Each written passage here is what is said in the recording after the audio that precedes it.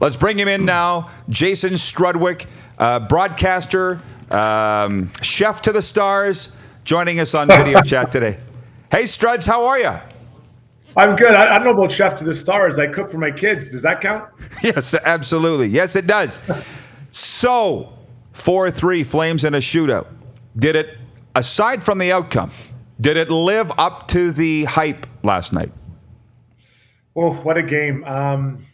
There's a lot of excitement, and it's pretty rare that I feel jealous about the current players, about what they're doing. But that game, you could feel it. You could feel it at the morning skate. You could feel it leading up over the break. And then last night, even in the building, there's a lot of Flames fans, a lot of Oilers fans. And, Oilers, I thought, started a little sluggishly, and then they got themselves going. And when we saw Monahan and Nuge fight, that to me tipped it off that even two very calm guys, I mean, at times it's hard to tell that Monahan's even alive out there, that they fought and they got into it. You knew this game meant something for both teams. And I love the game. Other than the 2 points, I thought it was absolutely fantastic.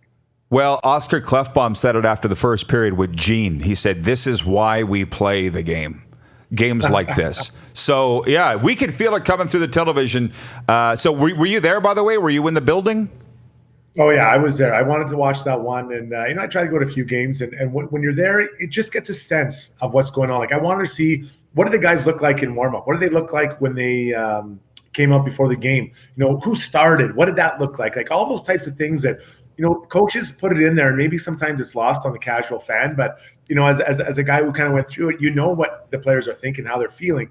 So the energy was incredible. And when Cassian and Tkachuk fought, it was great. The building went crazy, and I give him credit for standing up and doing it. I liked that Cassian didn't feel the need to take on a fight from Lucic or Ronaldo, who was asking him for one. He had no problem with those guys. And Tkachuk, who I really like as a player, by the way, he initiated this whole thing. And then he stood up, he fought, now it's done. But that doesn't mean this battle's over. Like, I think that Saturday night's game, Sportsnet or CBC, whoever is the one that pays the bills, should be absolutely thrilled. I think this could be one of the highest ranking games of the year for viewership.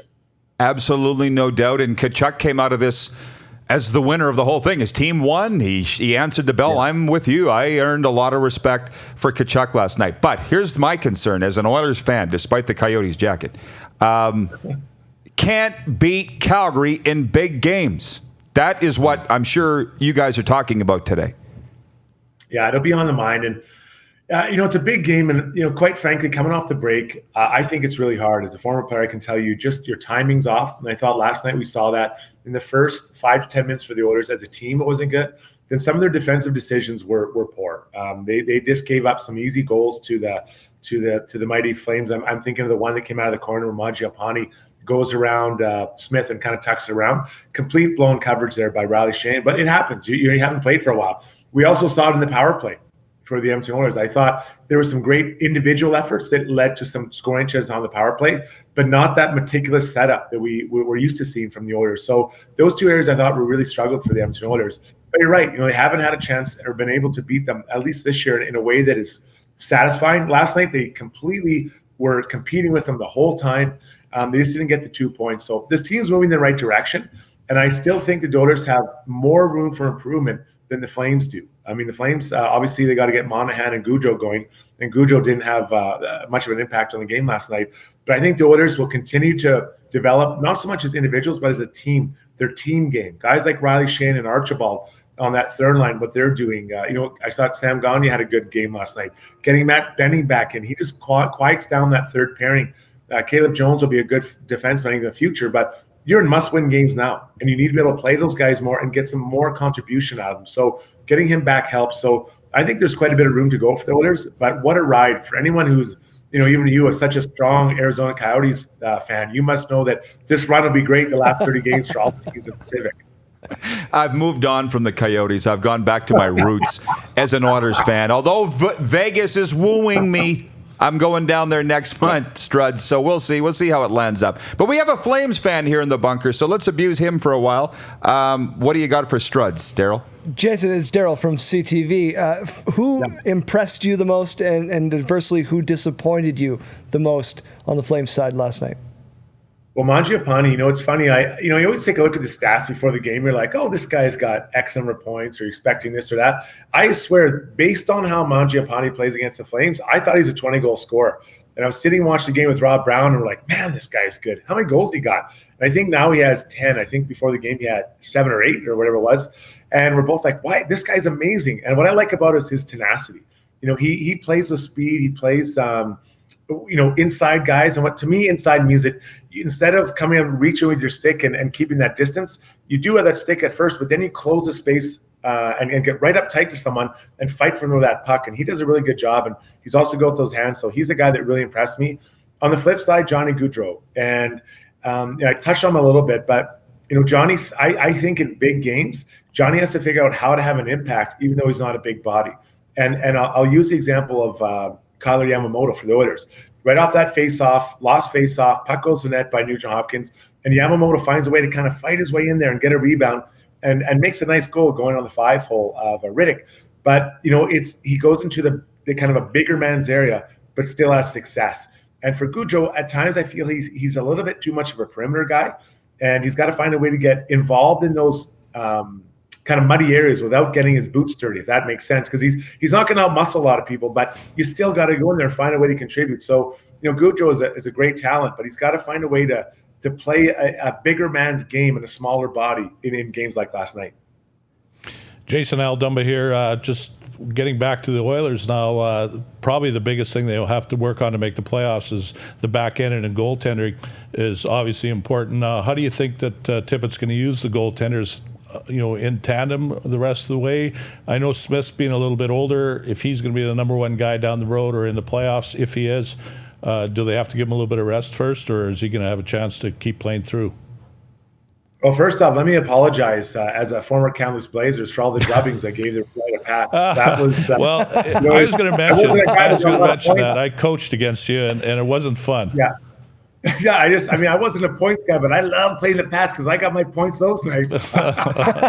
Poor Chad Mercier. Continue. Yeah. Go ahead. No, I'm just kidding. But actually, we had a good time. When we would go there, we didn't want to practice in Regina one time. I remember our coach is Don Hay.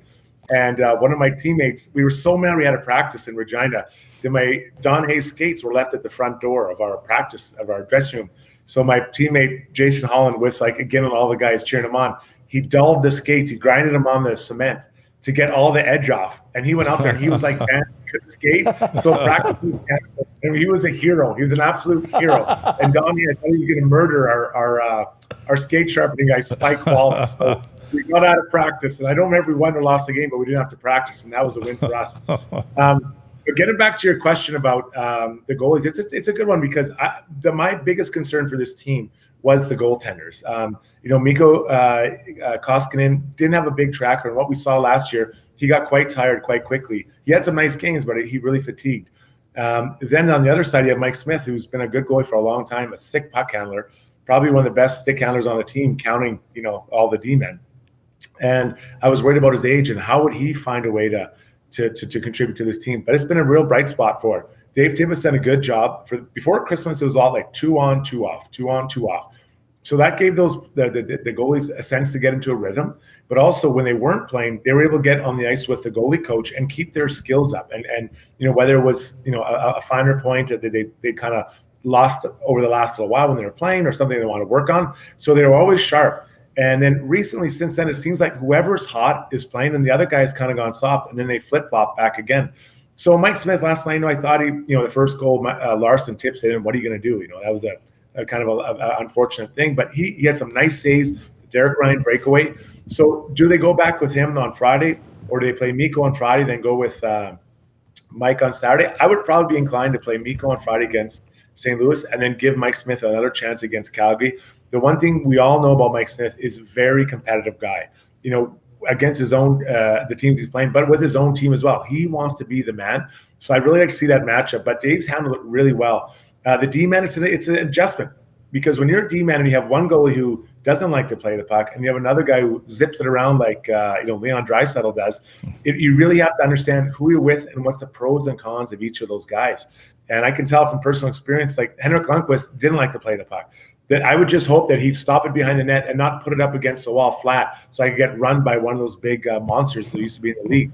Now these guys are a little bit better at playing it, but you really have to think as a D-man, understand what can you do, how can I make it easier for them to get the outlet pass, and what the advantage is. We're running out of time, but 2 quick questions. Rachel Tassoni has a question for you. She's a viewer, Struds. She says, did that game show you that the Oilers certainly don't have the grit? Juju was disappointing, and the Oilers turned it over way too much. Your thoughts? No, I have no problem with the grit factor. I mean, fighting's gone. Fighting's out of the league. I know we saw 2 last night, but within 10 years, there will be none. You think about it, the kids are going up. They're 8 years old that I coach. You know, I grew up idolizing Wendell Clark. These kids now idolize Connor McDavid. He never fights. He doesn't have to. There's no fighting in the league. So, no, I don't think there's a grit factor problem at all. Larson, Nurse, some of the guys up front, Zach Cassian, Jujhar Khaira, I think right now he really doesn't understand what his role is. So, no, I'm not concerned about that at all. Would I like to see a bigger forward that can, play a little bit stronger game? Yeah, I would, like a Kreider on the team. But I'm a real cheap guy when it comes to my assets if I'm a GM. So I'm not trading. This isn't the big year to make a trade or bring in a body like that. Football question. Are you still a Rider fan / Oh, yeah. I'm a Riders fan. I'm a big time Riders fan, and I like that team a ton. And, I don't know if they're going to keep doing as well as they had, but I do like them. And then this weekend for the Super Bowl, obviously, I'm pretty excited about that. I'm a Giants fan, so I don't really care who wins. Just want to have a good game. I was just going to ask you your thoughts on Cody Fajardo, who I don't mind going on record as saying I have a large man crush on this quarterback for the Saskatchewan Roughriders. West Division, most outstanding player. Just your thoughts on 2020. We're hosting the Grey Cup here. Cody's leading the parade. Are you following it? Yeah, I really like him. And I think that, people underestimate, especially here in Edmonton, because I would talk a lot about on our radio show. Oh, well, he's not doing this, he's not doing that. But yeah, look what he is doing. He is getting this team to win. And, there was the 3rd series that Collaros went out. This guy comes out of nowhere, puts his, wiener dog or whatever he likes, down on the sides. They hold corn dog. It's corn dog. Corn dog, yeah. Puts his corn dog down, and all of a sudden he's leading this team to what they did. So I'm excited about the team. And, you watch him. I think he's a guy you want to play for. And it's hard to understand that, but you want to have a guy that, inspires you and competes and battles and all those types of things. And as a quarterback, I think he brings those elements to the team. Is he as a pure a passer as some of the others in the league? No. But that intangible of he'll do anything to win, I think is really good. And in that way, he reminds me a little bit of Mike Riley, who now is in BC. But Mike, if he needed to get 10 yards and he was going to get hit the last 6, he'd do it. And Cody has the same thing. I don't know if Cody throws his ball as well as Mike, although not many do. But I'm really excited about it. And I'm love to try to get down there for the Grey Cup, because I think it'd be an amazing time and a good party, which, I don't mind a good party. We've got a spot for you, Struds, if you decide to. So I appreciate this. I really love the visit. Our viewers did too. Thanks, and keep in touch. Yeah, go Pats. Sorry about the comments. No, you're not. That's the thing. We're going to bash you now. Own it. That's okay. We're rebuilding again, so what the heck. We're rebuilding again. Thanks, well, how long do you Struds. rebuild for? 25 years? I guess coming from Kamloops, you can say it, right? Well, Kamloops just went through one, finally. Yeah, they're on their 20-year rebuild in Kamloops. Yeah. Anyways, so long, Struds. Yeah, guys. Have a good day. You're watching Rod Pedersen On Demand. For more of The Rod Pedersen Show, visit rodpedersen.com or follow Rod Pedersen on social media.